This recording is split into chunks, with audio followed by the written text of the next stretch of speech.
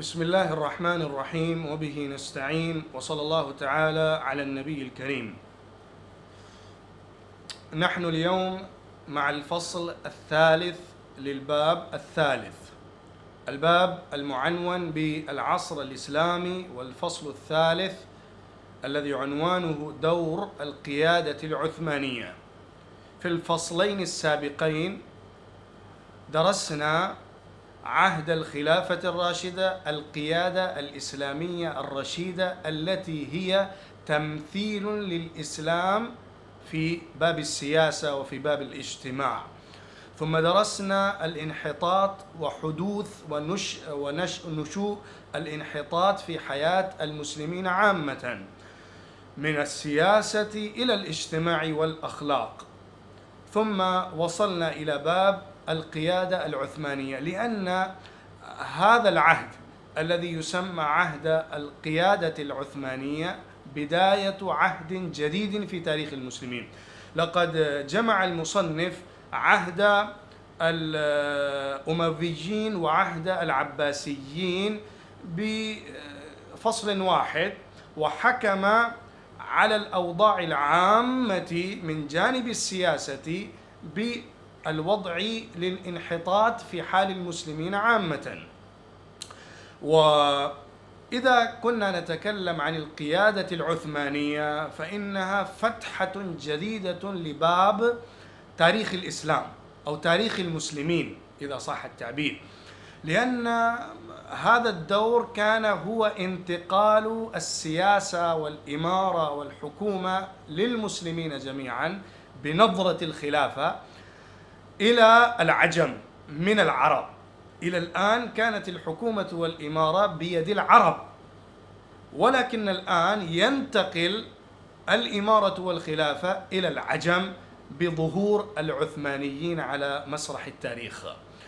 وقد ختمنا الفصل السابق على التتار، بأن التتار لما ظهروا فأتوا كالوحوش الضارية على العالم الإسلامي والتهبته، ولم يكن في العالم الإسلامي من يدافع عن الإسلام ويسد هذا الطوفان وهذا الطغيان الجارف من قبل التتار، إلا أن الله سبحانه وتعالى قد قيض أفرادا من بني جنس التتار من يقوم لحفظ الإسلام، كما قال محمد إقبال في بيت واحد صور هذه الحقيقة: है आया फितने तातार के अफसाने से, पासबा मिल गए काबे को सनम खाने से। فالأبناء من نسل التتار أو إخوة من التتار قد ظهروا على مسرح التاريخ وهم العثمانيون. عثمان هو ابن أرطغرل، وأرطغرل هو ينتمي إلى قبيلة قائي التي هي من المغول والترك والتتار، كلهم من قبيلة واحد، كلهم من أصل واحد، ومنها قبيلة أقائي، وهذه القبيلة قائي فيها أرطغرل، وابن أرطغرل عثمان. وهذا العثمان الحكومة بدأت منه، والقصة تبدأ منه، بأنه هو الذي أسس دولة مستقلة للعثمانيين. أرطغرل هو الذي جاهد وعمل لبناء الحكومة، لكن الاستقلال كنظام حكمي سياسي مستقل للعثمانيين تم وتحقق بيد عثمان. وبعد ذلك بدأت الحكومة للعثمانيين، حتى جاء بعد عثمان من أبنائه وأحفاده محمد الثاني الذي سمي محمد الفاتح، وهو أعظم سلطان في الخلافة العثمانية، الذي حظي بالمرتبة العظمى وبالمنصب العالي في تاريخ المسلمين بفتح القسطنطينية، البلد الذي ذكر النبي صلى الله عليه وسلم فضل جيش الفتح لها، أثنى النبي صلى الله عليه وسلم على قائد هذا الجيش، فكان محمد الفاتح، محمد الثاني، وهو محمد الثاني ابن مراد من العثمانيين، هو الذي فتح القسطنطينية، وكان هو ابن 24 سنة آنذاك. فكان هذا الفتح فتحا عظيما في تاريخ المسلمين، لأنه فتح القارة الجديدة في تاريخ المسلمين، وهي قارة أوروبا. المسلمين دخل في صلب الدولة البيزنطية، الدولة المسيحية، الدولة القوية الصليبية التي كانت على قلب المسلمين وتهجم على المسلمين وتتصارع مع المسلمين وتتصادم مع السلاجقة، مع العباسيين، مع الأمراء والخلفاء الإسلاميين المختلفين. فهذه العاصمة التي هي قلب أوروبا في ذلك الوقت، قلب أوروبا في ذلك الوقت، أوروبا الراقية، أوروبا المتحضرة، الدولة البيزنطينية، كانت القسطنطينية عاصمتها، ففتحها محمد الفاتح وسماها إسلامبول، الذي سمي بعد ذلك بإسطنبول أو إسطنبول بالتاء والطاء. وهذا الفتح العظيم قد تحقق سنة 57 و800 للهجرة، الموافق لسنة 53 و400 وألف للميلاد. فبعد ذلك في الحقيقة عاد الأمل في المسلمين لفتح العالم من جديد. هذه العاصمة وهذه الدولة التي حاول المسلمون فتحها قرونا طويلة، 8 قرون، كل الخلفاء كل الإمارات كانت تجاهد وتحاول فتحها، ولكن الله كتب فتح هذه الدولة وهذه العاصمة الجليلة على يد العثمانيين، ومن بينهم الخليفة محمد الفاتح رحمه الله. وفي الحقيقة محمد الفاتح كان ممثلا عن القيادة الحربية والعسكرية الناجحة في تاريخ العثمانيين. ومن الحقيقة ومن الواقع أن الإمارة العثمانية كانت قائمة على قوة حربية، قوة عسكرية، وجلادة جسمية، والصلابة قبلية. هذه القبيلة كانت قوية جدا، وهم من المغول والتتار، وأنتم تعرفون المغول والتتار من الصلابة والجلادة والشجاعة والهمة والإقدام الباسل والبسالة في الحروب والمعارك. والقصة معروفة ومألوفة لدى الجميع من قوة التتار الجسمية والحربية. فكان محمد الفاتح متفوقا في الفنون الحربية، وكذلك كل الخلفاء العثمانيين كانوا ممتازين في مجال الحرب والعسكر.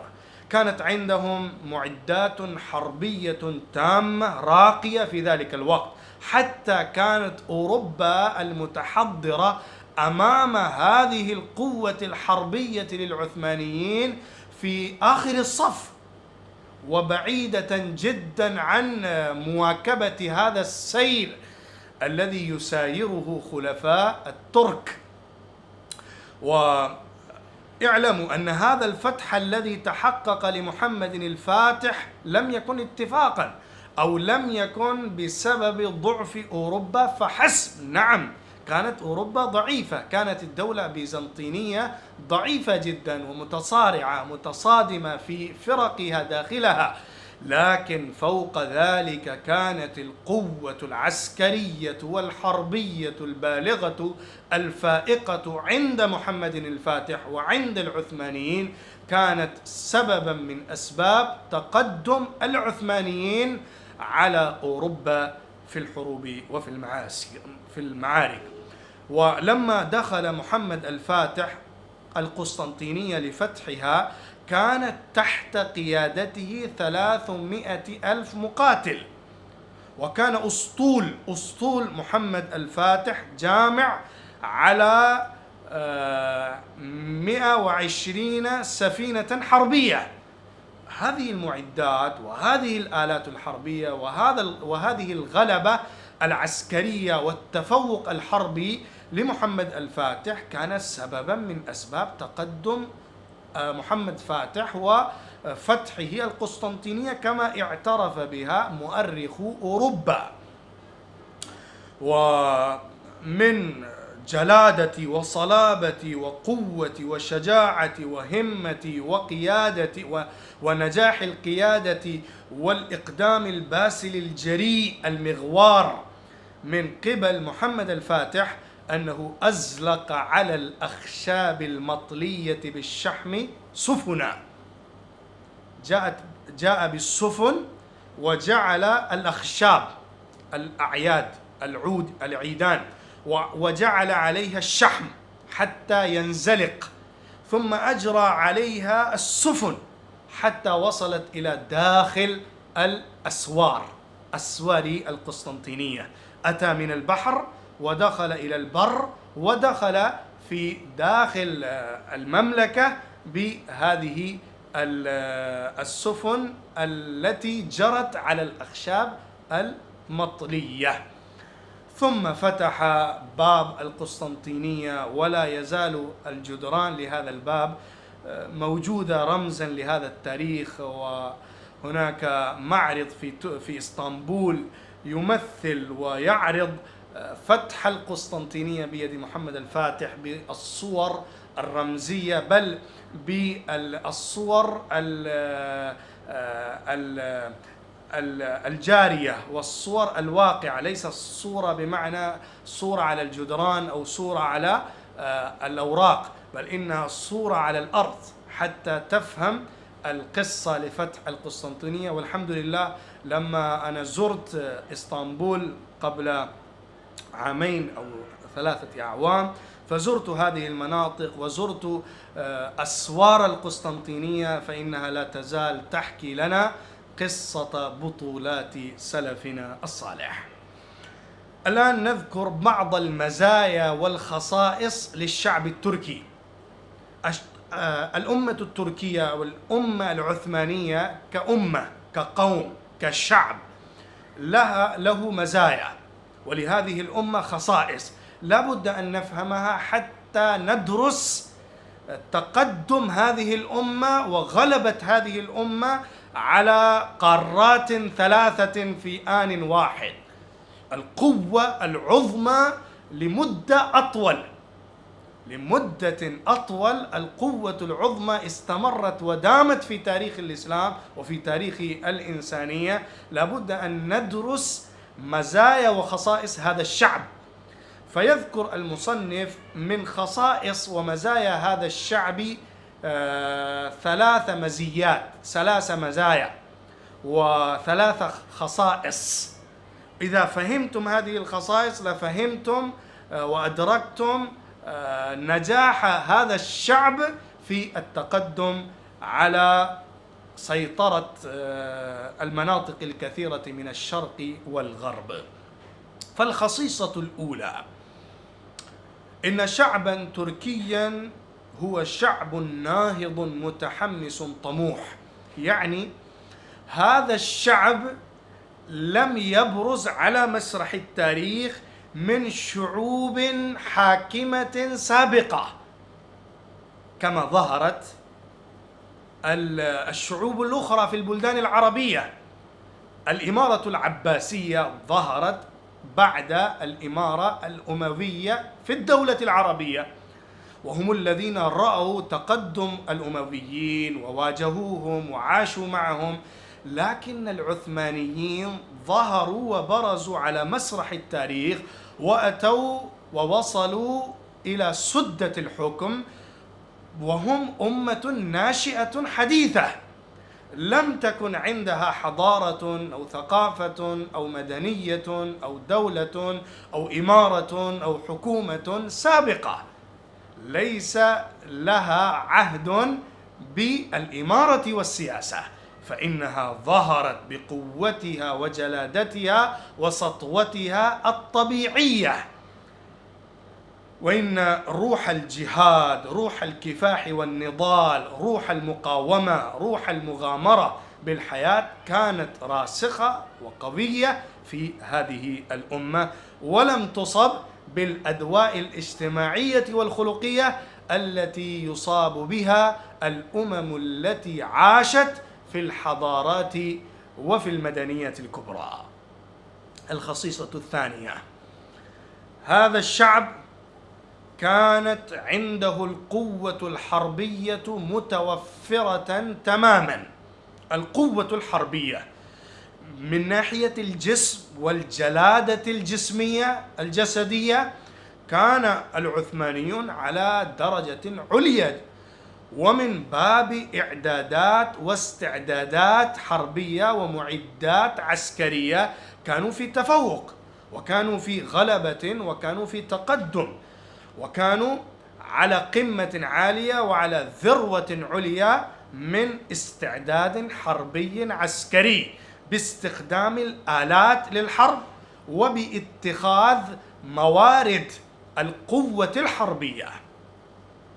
فأخذوا الحديث الأحدث في الآلات الحربية، كما درسنا في قصة محمد الفاتح لما كان يفتح القسطنطينية، فكان هو متميزا بكل القوة الحربية المتفوقة الممتازة من بين الشعوب الأخرى. فالأمة التركية هي التي غلبت على أكبر وأوسع مناطق البلدان الإسلامية من الشرق والغرب. فكانت هذه الأمة تسيطر على 3 قارات: قارة أوروبا، قارة آسيا، وقارة إفريقيا. فإن هذه الدولة كانت تملك من الشرق الإسلامي من فارس إلى مراكش وطرابلس، وإلى أبواب النمسا وفينيا. فينا هي عاصمة النمسا، نمسا هي في وسط أوروبا قريبة من ألمانيا. فوصلت هذه الحكومة إلى وسط أوروبا وإلى الشرق الإسلامي، إلى حدود الهند والسند، إلى فارس، ثم توسعت حتى وصلت إلى مصر، إفريقيا وعدد من مناطق إفريقيا، ثم إلى الحجاز وجزيرة العرب وإلى البلدان العربية الإسلامية. لكن في بداية العهد في زمن محمد الفاتح وبعده لم تكن الخلافة العثمانية كخلافة التي نسميها خلافة، بل كانت إمارة لدولة الأناضول. لعلكم سمعتم اسم أناضول، وأناضول هي اسم للدولة التي تسمى اليوم تركيا، إلا بعض المناطق من روميا. المناطق من روميا إذا تركناها، ومن أرمينيا، مناطق أرمينيا إذا تركناها، وباقي تركيا تقريبا تأتي في أناضول ذلك الوقت. لكن في عهد سليم الذي كان خليفة من خلفاء العثمانيين توسعت الحكومة حتى وصلت إلى مناطق خارج الأناضول وإلى الشرق الإسلامي. ثم في عهد سليمان القانوني، وهو الخليفة العاشر من العثمانيين، في عهد سليمان القانوني وصلت الإمبراطورية العثمانية إلى أقصى وأدنى حدود العرب وإلى حدود آسيا وإفريقيا وأوروبا. لقد وصل الحكم لسليمان القانوني إلى جزيرة العرب، إلى الحجاز، حيث سلم أهل الحجاز مفاتيح المملكة لسليمان القانوني، وفتح مصر أيضا بيد سليمان القانوني. ففي عهده كانت الحكومة العثمانية تجمع بين السيادة البرية والسيادة البحرية، والسلطتين السياسية والروحية على العالم الإسلامي. وإذا قسنا مساحة مملكة الإمبراطورية العثمانية في عهد سليمان القانوني، فتأتي النتيجة لنا بأن 400,000 ميل مربع كانت تحت الإمبراطورية العثمانية. تخيل هذه المساحة العظمى كانت للإمبراطورية العثمانية. وكان للأسطول العثماني 2000 مركب حربي. 2000 مركب حربي كان للأسطول العثماني. وكانت عاصمة للدولة التركية وللدولة العثمانية محصورة بالبحر المتوسط الأبيض والبحر الأسود، فكانت غلبتهم على البر والبحر. واعلموا، سنتكلم في الخصيصة الثالثة أن هذه الأمة كانت على أحسن وأجمل وأحس وأهم موقع جغرافي في تاريخ الأرض، في جغرافيا الأرض وفي العالم الإنساني كله. ولكن السطوة التي حصلت للأمة التركية كانت بسبب القوة الحربية العسكرية عند الترك، حتى كانت أوروبا ضعيفة متخلفة جدا أمام هؤلاء الترك. وكانت المهابة والمخافة والهيبة والخشية للترك على المسيحيين الأوروبيين قوية راسخة متغلغلة، حتى إذا جاء الترك إلى بعض مناطق المسيحيين في أوروبا، فهؤلاء الأوروبيون المسيحيون لا يقرعون أجراس الكنائس احتراما لهؤلاء. هذه كانت الهيبة. ولما مات محمد الفاتح فأقام البابا المسيحي احتفالا كالعيد، وأمر بإقامة صلاة الشكر 3 أيام بسبب موت محمد الفاتح. هكذا كانت المهابة لهؤلاء السلاطين عليهم. الآن نتكلم عن الخصيصة الثالثة والمزية الثالثة لهذا الشعب التركي. هذا الشعب التركي كان على أحسن مركز قيادي للعالم الإنساني. كيف؟ لأن هذه المنطقة التي نسميها القسطنطينية، عاصمة الدولة البيزنطينية وهي إسطنبول، هذه العاصمة وهذا الموقع كان أهم موقع جغرافي للأرض، حتى قال نابليون هو الذي قال: لو كانت الدنيا دولة واحدة، الدنيا كلها دولة واحدة، لكانت القسطنطينية أصلح المدن لتكون عاصمة للدنيا كلها. إذا كانت الدنيا كلها دولة والعاصمة تكون لكل الدولة، فأحسن المناطق للعاصمة هي القسطنطينية، لأن القسطنطينية هي بوابة أوروبا، بوابة آسيا للأوروبا، وبوابة أوروبا لآسيا، وهي أيضا ملتصقة بإفريقيا ومتداخلة في البلدان العربية، فلها موقع حساس دقيق في جغرافيا الأرض. لو كانت الدولة العثمانية والخلافة العثمانية تؤدي دورها وتقوم بواجبها وتتمتع بالفضيلة العلمية المتواصلة مع أوروبا، أو تبلغ رسالة التقدم العلمي من قبل الإسلام لأوروبا، لكان لتاريخ المسلمين شأن آخر. ولكن الله يكتب ما يكتب ويقع وفق قدره. فوقع الانحطاط في الأتراك، وقع الجمود والتعطل والتقليد الأعمى والتعطل الفكري في الأتراك بعد هذا التقدم. نعم، نعترف بفضل تركيا في المجال الحربي والعسكري في بداية تاريخه حتى إلى الخليفة سليمان القانوني وبعده. لقد جاء في العثمانيين حوالي 36 خليفة، وهذه المدة التي حكم فيها العثمانيون على العالم مدة أطول المدة في تاريخ المسلمين من الإمارة والحكومة.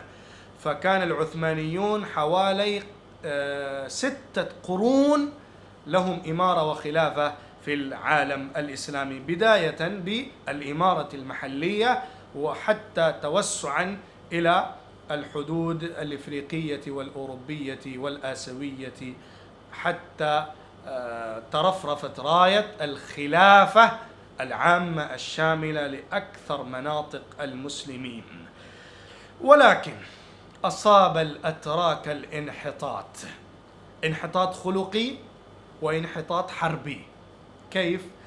إذا وصل الحكام إلى الحكم وتمتعوا بالإمارة والحكومة والرفاهية والترف والبذخ واستفادوا بالحكومة العالية الطويلة وزخارف الحياة المستوردة من المناطق العالمية الكثيرة، فأصابهم داء الأمم، الداء الذي يصيب الأمم بعد تسلم القيادة، من الحسد والبغضاء والشحناء والتمتع بزخارف الحياة والغفلة عن مهام القيادة. وكذلك من جانب آخر أصيبوا بالجمود في العلم وفي صناعة الحرب، في صناعة حربية وفي تقدم عسكري أيضا أصابهم الجمود. وقد نسوا هذه الآية: وأعدوا لهم ما استطعتم من قوة ومن رباط الخيل ترهبون به عدو الله وعدوكم. فبعد هذا الجمود توقفت تركيا، توقفت ووقفت الخلافة العثمانية وتقدم الزمان. وأجمل تعبير يستعمله المصنف سجلوه عندكم: لكن الترك وقفوا وتقدم الزمان وتخلفوا وسبقت الأمم الأوروبية.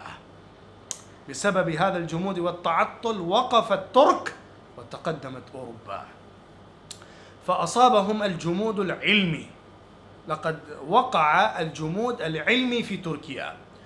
وذكر المصنف اقتباسا مفصلا من محاضرة الأديبة الفاضلة التركية خالدة أديب هانم، فكانت له محاضرة في جامعة ملية من الهند، محاضرة طويلة عن تاريخ تركيا وتاريخ العثمانيين، فإنها ذكرت أسباب الضعف العثمانيين والخلافة العثمانية.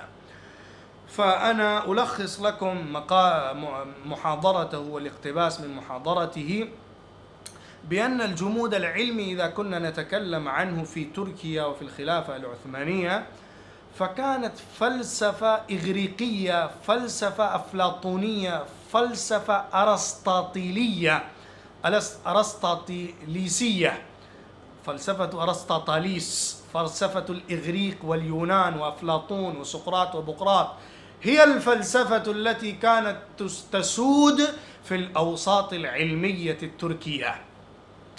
هنا أذكر لكم حقيقة تاريخية: أن العثمانيين لم يكونوا من العلم في شيء.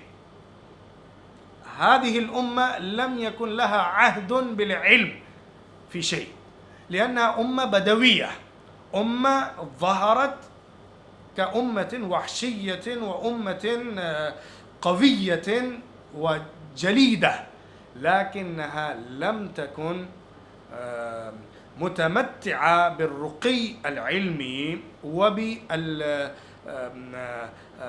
وبالفكر العالي العلمي بل إنها كانت أمة حربية، أمة عسكرية. فلأجل ذلك لم يكن في الخلافة العثمانية سيادة علمية لها على العالم الإنساني. إذا كان العلم مروجا، وإذا كان العلم سائدا أو فاشيا ومرعيا بالحكام العثمانيين، فإن هذا العلم كان محدودا في الفلسفة الإغريقية فقط، وعدوا هذا هو العلم. كما كان في الخلافة العباسية رقي مادي وعلمي صناعي كثير، لكن أصابهم أيضا الخمود، وأصابهم أيضا الذبول والجمود والتعطل. لكن في الخلافة العثمانية كانت الفلسفة النظرية فقط هي العلم، أما علوم وفنون صناعية وفكرية وإنتاجية تجريبية صناعية لم تكن بمكانة عالية. فلما نشط الغرب من عقال الفلسفة الإلهية وتقدم الغرب، تقدمت أوروبا وتركت وراءها هذه الفلسفة النظرية المجردة، ففي هذا الوقت كانت الدولة العثمانية والخلافة العثمانية حافظة على هذه الفلسفة، عاضة عليها بالنواجذ، وعاكفة عليها كل العكوف، مقبلة إليها كل الإقبال، حتى كان العلماء في هذا الزمان يعتقدون أن العلم لا يزال باقيا كما كان في القرن الثالث عشر المسيحي إلى القرن التاسع عشر المسيحي. فإلى القرن التاسع عشر المسيحي كانوا يظنون أن الفلسفة العلمية والنظريات العلمية لا تزال باقية إلى هذا الوقت. وفي الحقيقة لو درسنا دراسة عميقة دقيقة لوجدنا أن القرآن الذي كان يدعو إلى العلوم، والقرآن الذي فتح باب العلم لكل الإنسانية، القرآن الذي كان أساسه على التوحيد في كل نظر وفكر وعلم وعمل وفلسفة ونظام، هو الإيمان، هو الإسلام، هو التوحيد الذي كان يدعو إليه القرآن الكريم. لقد كان أبناء هذا الدين أبعد من هذه النظرية العظيمة العالية للقرآن الكريم، لأن القرآن كان أفسح صدرا أمام كل جديد من العلوم التجريبية والعملية. لكن أبناء هذا القرآن وعلماء هذا الدين لم يتأهلوا بهذه المؤهلات للتقدم العلمي في العلوم التجريبية، بل عكفوا على موضوع الإلهيات وفلسفة الطبيعيات والإلهيات فقط، وتغلغلت أفكار أرسطاطاليس في الفلسفة الإسلامية تغلغلا قويا فاشيا. وبالعكس ترى الغرب وأوروبا كانت تتقدم وتخرج من ربقة الفلسفة الإغريقية النظرية المجردة، حتى من براثن الكنيسة الظالمة الغاشمة، فإنها تخرج منها. والغرب الذي كان تحت سيطرة الكنيسة وتحت سيطرة الديانة المسيحية التي كانت تمنع كل علم وكل جديد وكل حديث وكل فن تجريبي وعلمي، كانت تمنع، وكانت المسيحية في الحقيقة تحضر وتصد عن سبيل العلم والتقدم العلمي.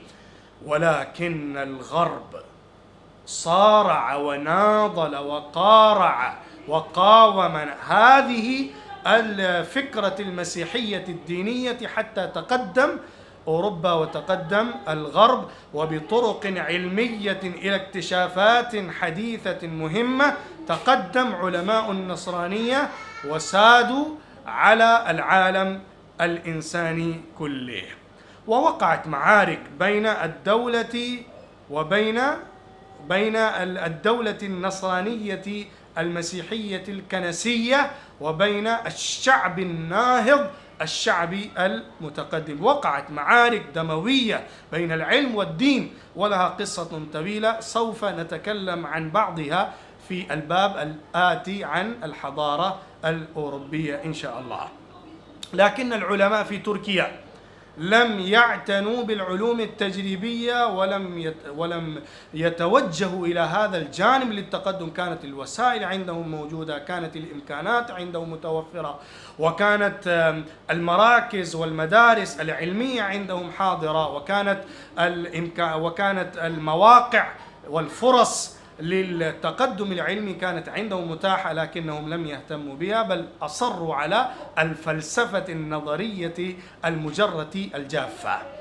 فوقع بعد ذلك انحطاط فكري وعلمي عام في الخلافة العثمانية، بل كان العالم الإسلامي بجملته من الشرق إلى الغرب مصابا بالشلل الفكري والجدب العلمي، ولم يكن عندهم جدية، ولم يكن عندهم تجدد وتجديد في الأفكار وفي العلوم.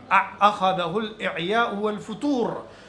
ولعل هذا هو تعبير المصنف، أنا أنقله لكم، ولعل القرن التاسع، إذا لم نقل القرن الثامن يعني الهجري، آخر قرون النشاط والتوليد والابتكار في الدين والعلم. القرن التاسع إذا قلنا، وفي الأدب والشعر والحكمة. والقرن العاشر أول قرون الخمود والتقليد والمحاكاة في العالم الإسلامي.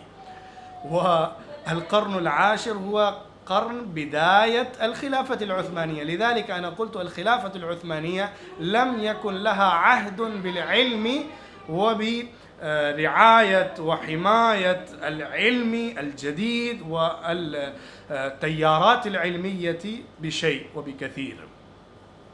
فلا تجد في العالم الإسلامي من العباقرة والنوابغ والعلماء الجهابذة الذين يرجع إليهم الفضل في إنتاجات علمية وفي اكتشافات علمية جديدة إلا بعض الشخصيات التي نحن نسميهم ونعدهم على الأنامل، أمثال الإمام السرهندي رحمه الله، وإمام ولي الله الدهلوي رحمه الله من أهل الهند، وابنه رفيع الدين، وإسماعيل الدهلوي.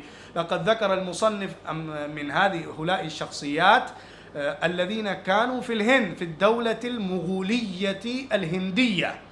أما في الخلافة التركية والعثمانية لا تجد أمثال هؤلاء الشخصيات من العباقرة والجهابذة والنوابغ الذين يرجع إليهم الفضل في اكتشافات العلمية وفي التجديد فكري ونظري.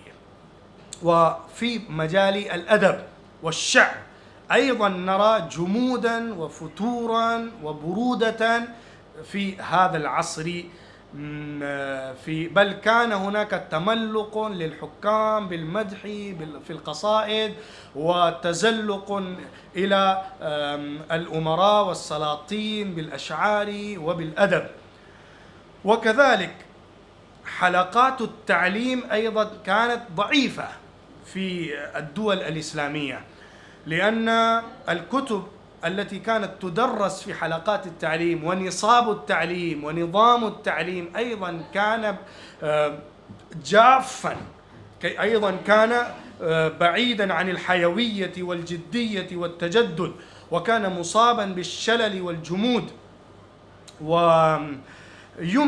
فهذا كله ينبئ عن الانحطاط الفكري والعلمي الذي حل بالعالم الإسلامي وتغلغل في أحشائه. وبإزاء الخلافة العثمانية كانت خلافتان كبيرتان أو إمارتان كبيرتان في العالم الشرقي. في الهند، من السند إلى الهند كانت الدولة المغولية، وكانت الخلافة المغولية في الشرق. فكانت هذه الدولة المغولية التي أسسها بابر التيموري كان توالى على عرشها ملوك المسلمين، وكانت لهم شوكة وأبهة وقوة حربية. وأنتم تعرفون أن الدولة المغولية كانت أكبر دولة في تاريخ الهند، أكبر وأوسع دولة في تاريخ الهند، لكن هي أيضا كانت مصابة بما أصيب بها الدولة العثمانية التركية. وفي طرف آخر كانت الدولة في أفغانستان، وهي دولة صفوية، وهذه الدولة كانت فيها بعض الإشراقات العلمية والتقدم الحضاري، لكن هي أيضا كانت مصابة بالشلل الفكري، لم تكن عندها حيوية وجدية، وكانت هي منافئة للدولة العثمانية ومتصارعة مع الخلافة العثمانية. نجوم الأمم والشعوب بعضها كانت في أفول وبعضها كانت في طلوع، يصير الآفل منها طالعا والطالع آفلا. والتعبيرات المصنف انظروها: كانت ساعة في ذلك الزمان تساوي يوما بل أياما، ويوم يساوي عاما بل أعواما، فمن ضيع ساعة فقد ضيع زمنا. لكن المسلمين والخلافة العثمانية كانت تضيع أحقابا وأجيالا، ليس ساعات ودقائق وثواني، بل أحقابا وأجيالا كانوا يضيعونها. وترى من الغرابة ومن القصص الغريبة أن بالونا لما كان يحلق فوق العاصمة التركية فظن الناس أنها من أعمال السحر والكيمياء، ودول أوروبا الصغيرة قد تقدمت في مثل هذه الإنتاجات بزمن، وحتى سبقت مصر تركيا والعاصمة التركية في اتخاذ السكك الحديدية. فكانت الدولة التركية يعني متخلفة من الدولة المصرية في هذا الأمر. فوقع التخلف في صناعة الحرب أيضا، كما ذكرنا سابقا بأن صناعة الحرب التي كانت الأمة التركية يمتاز بها ويعرف بها أصيبت بالذبول، وأصيبت بالخمود، وأصيبت بالضعف والفشل والشلل. وهذا الانحطاط كان عاما في كل الدول الإسلامية وفي كل الشعوب المسلمة. لقد ظهر الخلفاء العثمانيون البارزون مثل سليم الثالث الذي كان عصاميا، وهو الذي كان له فكرة جديدة متنورة، لكن الشعب بلغ من الجمود إلى هذا الحد الأعلى الأدنى والأقصى والأعلى، قل ما شئت، حتى اعتقل سليم الثالث بسبب تنوراته وتجدداته. وبعد ذلك قطعت تركيا الأشواط في التاريخ التي نسميها أشواط الضعف العلمي والشلل الفكري، وكانت في الحقيقة مسابقة بين أوروبا وبين الخلافة العثمانية كمثل مسابقة بين السلحفاة والأرنب، إلا أن السلحفاة نائمة والأرنب مجد ودائب في سيره وعمله. تعبير المصنف: إلا أن الأرنب ساهر دائب في عمله، والسلحفاة قد يغلبها النوم وتغفي إغفاءه. هذه هي القصة والحالة للدولة التركية وللخلافة العثمانية. لكن في الأخير يقول المصنف إن هذا الشلل الفكري، وإن هذا الضعف العلمي، وإن هذا التخلف الصناعي، وإن هذا الانحطاط الحربي في الخلافة العثمانية وفي الدولة التركية قد ذكرناها تسجيلا للواقع وأمانة للتاريخ. هذا هو واقع، وهذا هو التاريخ الذي لا بد لكل دارسيه أن يفهمه ويصل إلى هذه النتيجة.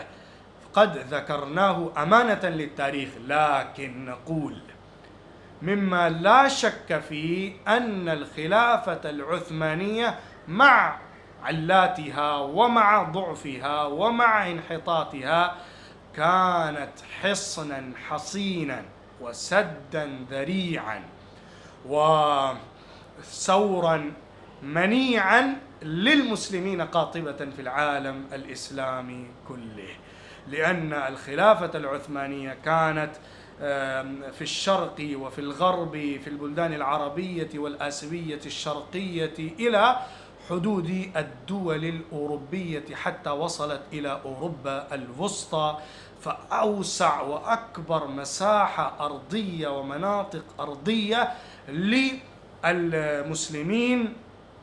كان الخلافة العثمانية حصنا لكل المسلمين في العالم. حتى أقول لكم إن المسلمين في الهند، المسلمون الذين كانوا يعيشون تحت الدولة المغولية الهندية، أيضا كانوا يتمتعون بظل الخلافة العثمانية وينتمون إليها ويفضلونها كثيرا. فبعد ذلك وقع الانحطاط في الخلافة العثمانية والإمارة التركية، ووقعت الحرب الكونية الأولى، وكانت تركيا في طرف حتى أصيب بالفشل، أصيبت تركيا واتحادها بفشل. ثم بدأت مؤامرة يهودية ضد تركيا، لكن قام ضدها وقاوم هذه المؤامرة اليهودية عبد الحميد خان الذي كان آخر خليفة العثماني. ولكن كان الانحطاط والذبول والفشل في كل الخلافة العثمانية، وببذور القومية التي بذرتها أوروبا في البلدان العربية استطاعت القوات المستعمرة الاستيطانية الغربية مظاهرة الدول العربية ضد الخلافة العثمانية، حتى قامت الإمارات العربية على أساس القوميات الوطنية الجاهلية ضد تركيا. وكانت هذه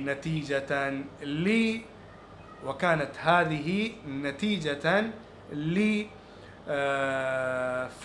الخلافة العثمانية وإنهاء وإلغاء الخلافة العثمانية على يد مصطفى كمال، حتى قامت إسرائيل في قلب العالم العربي.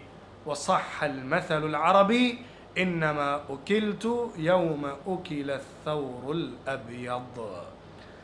فكانت نهاية الإمبراطورية العثمانية أكبر انتصار للصليبية الأوروبية واليهودية العالمية، وقد تركت فراغا لم يملأ. كانت الخلافة العثمانية على علاتها وعلى ضعفها موئل المسلمين في العالم الإسلامي كله، وبإلغائها وانتهائها بدأ الفراغ وساد الظلام السياسي في كل العالم الإسلامي، وهذا الفراغ لم يملأ بعد. فهذه خلاصة هذا الدرس للنظرة على دور القيادة العثمانية.